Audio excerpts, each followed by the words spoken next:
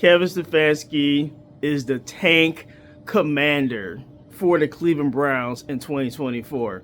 This guy got orders from Jimmy Haslam early in the season to tank this season for the Cleveland Browns so that they get a high draft pick. So where's the evidence of that? Well, in these last two games, there have been some very questionable decisions from one Kevin Stefanski. You had a fourth down call last week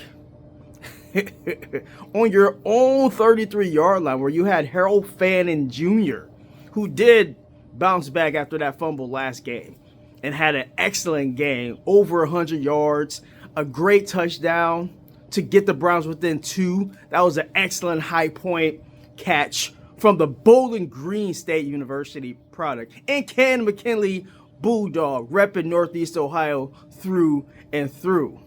So Kevin Stefanski, yeah, the evidence is damning, okay? In the game, you are down 2 points. First off, let's go back to when the Browns scored and they were down 31-23. Now, I know the analytical community, which I am a fan of analytics and spots, but I also believe you need to have a feel for the game. And my feel for the game is that if you just simply play for overtime, you get this team to overtime. The momentum that Shedeur Sanders was carrying in the game, you get it to 31-31 by any means necessary. You're going to win in overtime. That defense, if Tennessee gets the ball first, that defense is going to be so jacked after coming, back from down 31-17. That defense would have been so jacked. They would have had a 3-and-out or like a 4-play drive where they get that rock back to Shedeur. And Shedeur just simply needs to go down if you stop Tennessee and get a field goal. Then I believe the overtime rules, if you get a field goal, the other team, they have another chance to get a field goal. So you have to have 2 stops, or Shedeur just could go down there and score another touchdown and truly have a legendary performance. But you didn't allow Shedeur that opportunity because, you didn't even have a feel for the game. This is where Kevin Stefanski lost me in the game. So you're down 2 points. You already have on your sheet that we're going to run this BS end around with Juckins. Now, it was open if you look at the all-22, but here's the thing. It can be open all it wants to. You have to execute that. If you're going to run a trick play on the most important and crucial game play in the game, where you take your quarterback out on Shedeur Sanders, that was having a truly legendary performance, and his 3rd start as a rookie, the first quarterback as a rookie this season to throw for 300 yards. So I'm just saying, that's pretty impressive, even though people are trying to sneak this in. Oh, he had all these yak yards. I mean, do y'all look at when Josh Allen has a 300-yard game or Joe Burrow has a 300-yard game? Do y'all be really having the same energy? Y'all be trying to look up their yak yards? I mean, the discourse when it comes to Shedeur Sanders is quite interesting and quite entertaining. I never heard people be like, oh, Patrick Mahomes had a 350-yard game. I wonder how many yak yards his receivers had. It's just understood that he had a great game and he threw for 350 plus. But when it comes to Shedeur, it's like, well, people are they're looking for a caveat to be like, well, yeah, he threw for 364, but, bro, just come out and say that he had a great game, which he did. It's no shame in saying that. You can be a hater of Shedeur and still be like, yeah, dude played a good game, but I still don't think he's a very good quarterback. I would respect that more than all the BS people are trying to throw and cast aspersions on about Shedeur. Bro, just say you don't like him. Stop trying to come up with all these goofy narratives that are trying to, strengthen your point. You just sound silly. Now, getting back to Kevin Stefanski. All right. The most damning evidence of Kevin Stefanski tanking the season was in training camp. Kevin Stefanski told everybody with a straight face that Dillon Gabriel was the best rookie on the roster and not Shedeur Sanders. Now, you saw both of these guys in rookie minicamps. You cannot tell me with the unabated eye that you felt and you thought in your heart of hearts that Dillon Gabriel at any point in his football life, and especially in minicamp where you have a good look at these two guys, that you looked at them side by side. You was like, you made a determination.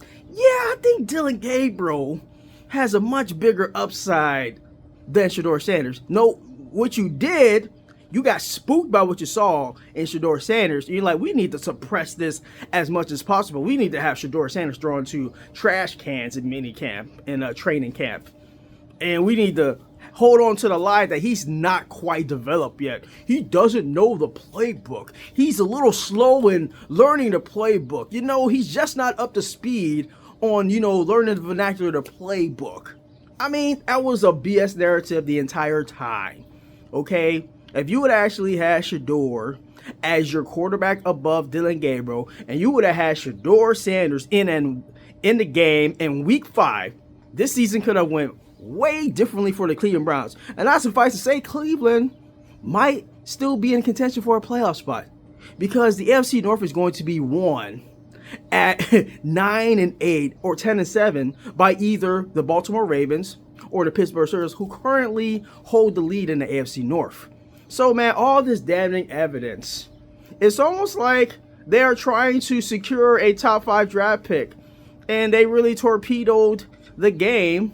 And Kevin Stefanski, all these, I mean, I heard somebody categorize this as sophisticated tanking. It's not outwardly tanking, it's more sophisticated, because Kevin Stefanski is an Ivy League guy. So when you mask it that way, you can go for 2 when you really didn't have to go for 2. You're down 8 points. Simply kick that extra point, you're down 7. Then, all right, if you want to win the game at that point, if you score another touchdown, you're down 1 point. At that point, if you want to be aggressive and you want to go for 2 and win the game, I'm fine with that in that aspect. But don't go for 2 and then don't get it, and then you're forced to go for 2 again, and you're the Cleveland Browns. And 2-point conversions are only completed at a 42%.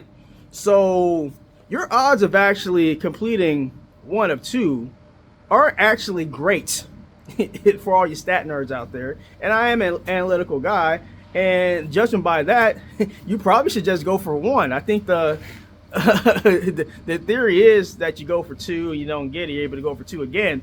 But if the percentage for going for 1 is higher than both of those, and going for 1 again is higher again, it seems like the logical thing to go for 1 both times and just play for overtime, and then you roll the dice in overtime. But yeah, this sophisticated tanking is crazy. Okay? Kevin Stefanski saw both of these quarterbacks, Dylan Gabriel and Shedeur Sanders. He made a determination, and I don't know if Jimmy Haslam is in this as well, but it's nefarious and crazy work. And it's perpetuated by legacy media, who tried to hammer home that Shedeur's not ready. He doesn't quite know the playbook. You know, he's just not getting the playbook down. He's just not there yet. It took Shedeur Sanders 3 games to unequivocally look better than any quarterback for the Cleveland Browns have looked all season long. And that's including an 18-year veteran in Joe Flacco. That's including Kenny Pickett, who's stuck behind Geno Smith and with the Las Vegas Raiders, and unequivocally better than his fellow rookie who got drafted two rounds ahead of him. And that's all I heard. Well, you gotta play Dylan Gabriel because they picked him 2 rounds above Shedeur. It's like that's the playbook. That's what every NFL team has ever done forever. If a quarterback's picked 2 rounds above somebody, even though they're trash and they're not as good as a quarterback picked 2 rounds after, you just have to beat your head into a wall and just be like, well, that's the way things are. I mean, this is crazy. It's like, come on, man, what are we doing here? But Kevin Stefanski, it's crazy he still has a job. Why haven't there have been some news that this dude is fired? So it leads me to believe it doesn't matter what Kevin Stefanski does for the last 4 games of the year, he's not going to get fired in season. And I got a question. Are the Browns trying to win? Are you trying to win? Are you really going to roll out Kevin Stefanski again in 2026 and run it back for a 3rd straight year after going 3-14? And you're 3-10 this year with 4 games left. It's very much on the table that Shedeur Sanders could look good and the result could still be a loss. We saw yesterday. The defense did not play complimentary football. That was probably the worst that the defense has looked all season long for the Cleveland Browns. Can we get the offense and the defense on the same page like the Raiders game? Like, come on, this should have been a game that the Cleveland Browns won going away.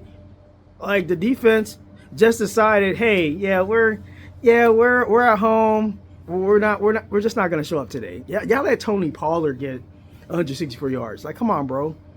Come on, man. What are we doing? Sophisticated tanking. But yeah, that's all I have on this one. Kevin Stefanski, masterful job with the sophisticated tanking in 2025. That's all I have. Like and subscribe. Your boy KSK doing it on YouTube now. All right, rolling out. Peace.